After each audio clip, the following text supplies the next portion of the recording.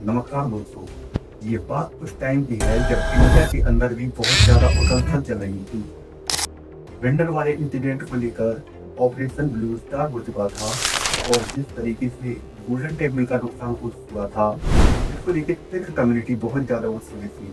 Government back foot से थी, इंदिरा गांधी जी की भी जान जा चुकी थी और इससे पहले कि गवर्नमेंट कुछ समझ पाती, कुछ ही टाइम बाद 1988 में दोबारा से सेम इंसिडेंट होता है जैसा ऑपरेशन ब्लू स्टार के टाइम पर होता है कि मिलिटेंट गोल्डन टेम्पल के अंदर जाकर पहुंच गए थे। ठीक वैसे ही 1988 में Pakistani commando force, Bhindranwale tiger commando और खालसा के मिलिटेंट गोल्डन टेम्पल के रूम नंबर 14 में आकर बैठ गए थे और इस बार मिलिटेंट्स को पता था कि गवर्नमेंट अंदर घुसकर ऑपरेशन नहीं कर सकती, क्योंकि इससे पहले जो उसने ऑपरेशन किया था वो लेकर उसको बहुत ज्यादा खामियाजा भुगतना पड़ा था। उस टाइम पर राजीव गांधी प्रधानमंत्री थे और वो दोबारा से कोई गलती नहीं करना चाहते थे। तो जो मिलिटेंट्स गोल्डन टेम्पल के अंदर घुस गए थे उनको कैसे भी बाहर निकालना था, उनको कंट्रोल करना था, लेकिन कोई भी गोल्डन टेम्पल के अंदर जाएगा ना ही अटैक करेगा। इधर जो सारी चीजें चल रही थी, इसी टाइम पर अजीत डोभाल जो थे वो पाकिस्तान में थे और वो सारे इंटेल जो पंजाब से रिलेटेड थे बैक टू बैक पंजाब में जो एजेंसी लगी थी उनको भेज रहे थे। तो फिर जब ये डिसाइड होता है कि यहाँ पे इन लोगों को निकालना है, एक ऑपरेशन करना है, तो अजीत डोभाल को वापस बुलाया जाता है और ये जो ऑपरेशन था इसका हेड KPS गिल और अजीत डोभाल को बनाया जाता है और इस पूरे ऑपरेशन को नाम ब्लैक टेम्पल दिया जाता है। गोल्डन टेम्पल के चारों तरफ जो CRPF थी उन्होंने घेर रखा था, पोजीशन दे रखी थी, लेकिन आगे करना क्या है ये किसी को नहीं पता था। तो अजीत डोभाल क्या करते हैं, एक रिक्शे वाले का गेटअप लेके गोल्डन टेम्पल के आस-पास घूमने लगते हैं। बैक टू बैक जितनी भी इंफॉर्मेशन होती है वो गोल्डन टेम्पल की पास जाकर वो सारी लेते रहते हैं। अब जिससे कुछ दिन बाद अजीत डोभाल डिसाइड करते हैं कि गोल्डन टेम्पल के अंदर जाए बिना जो डिफिकल्ट ऑपरेशन है उसको पूरा करना बहुत मुश्किल होगा, क्योंकि अंदर जाए ना उनकी एग्जैक्ट लोकेशन पता करना ये पूरा नहीं हो सकता। अब क्योंकि वो पाकिस्तान में पहले से ही रह चुके थे, उनकी उर्दू बहुत अच्छी थी, वहाँ का लहजा बहुत अच्छा था, तो वो अंदर जाते हैं, मिलिटेंट से जाके बात करते हैं और उनसे कहते हैं कि उनको पाकिस्तान की ISI ने भेजा है उनकी मदद करने के लिए।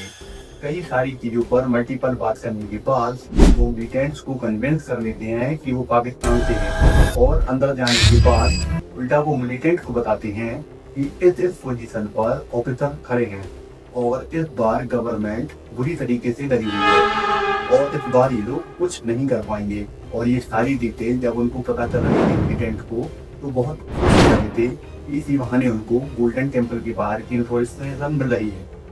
ये सारी चीजें करके अजीत डोभाल जो थे गोल्डन टेम्पल के अंदर बाहर आने जाना स्टार्ट कर देते हैं। कोई दिक्कत नहीं थी और उनको लगता था कि ये जो आदमी है अजीत डोभाल बाहर की इंफॉर्मेशन उन तक पहुंचा रहा है और उनकी मदद हो रही है, उनका ऑपरेशन और भी अच्छे से होगा।